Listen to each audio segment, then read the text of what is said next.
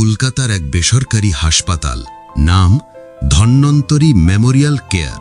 সেখানেই কাজ করেন একজন খ্রিস্টান নার্স ম্যারি দিদি, বয়স 50-এর কাছাকাছি। মুখে শান্তির ছাপ, কথা বলেন খুব কোমলভাবে।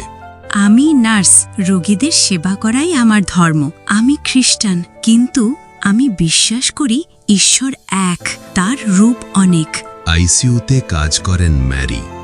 প্রতিদিন মৃত্যুর মুখোমুখি দাঁড়িয়ে রোগীদের সেবা করেন।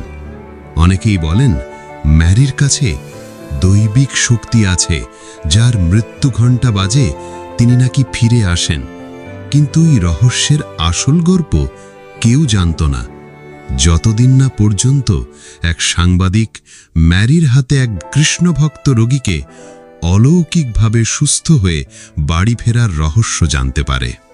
একদিন আইসিইউতে ভর্তি হন শিবলাল মুখার্জি, এক বৃদ্ধ কৃষ্ণভক্ত, হৃদরোগে আক্রান্ত, শ্বাস প্রশ্বাস বন্ধের কাছাকাছি। ডাক্তার বলেন সম্ভবত আজকের রাতটাই শেষ রাত। ওর কপালে তিলক ছিল আর বিছানার পাশে ছোট্ট কৃষ্ণ মূর্তি। আমি চুপ করে বসে ওর হাত ধরলাম, বললাম, lord, you know him, he is your child, please come. তারপর আমি চোখ বুজে জপ করতে শুরু করলাম। প্রথমে নিজের প্রার্থনা, তারপর অজান্তেই মুখে এলো হরে কৃষ্ণ, হরে কৃষ্ণ। ঘণ্টাখানেক জপ করার পর ম্যারি চোখ খুলেন। শিবলালবাবুর হাত কাঁপছে। চোখ খুলে বললেন, কৃষ্ণ আমাকে ফিরিয়ে দিলেন। ডাক্তার অবাক। ইসিজি রিপোর্টে নতুন গতি। তিনি বলেন, এইভাবে কার্ডিয়াক রিদম ফিরবে, এটা অলৌকিক।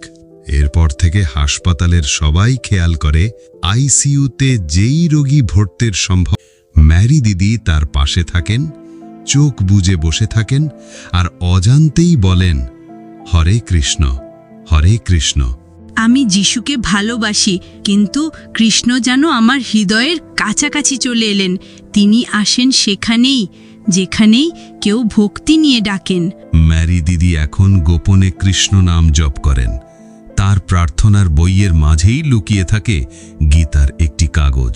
আমি হিন্দু, কিন্তু আমার রোগীরা বাঁচে ম্যারির কৃষ্ণ নামের প্রার্থনায়। ওর মুখে নাম শুনলে আমার নিজেরও মন কেঁপে ওঠে। ম্যারি দিদি বলেন, ভগবান ধর্ম দেখেন না, তিনি দেখেন ভক্তি। আর সত্যি, আজ পর্যন্ত ম্যারির মুখে কৃষ্ণ নাম জপের সময় কোনো রোগী মারা যাননি। এই কাহিনী শুধু এক নার্সের নয়, এটা সেই বিশ্বাসের কথা যা জাত দেখে না, ধর্ম দেখে না, শুধু হৃদয়ের ভগবানের প্রতি ভক্তি ও বিশ্বাস থাকলেই হবে।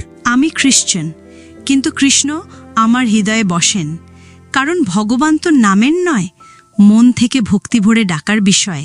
যদি এই কাহিনী আপনার হৃদয় ছুঁয়ে যায়, কমেন্টে লিখুন, ভগবান শ্রীকৃষ্ণ কোনো ধর্মের নয়, কোনো ব্যক্তির নয়, সমস্ত জীবের হৃদয়ের অবস্থান করেন ভগবান শ্রীকৃষ্ণ।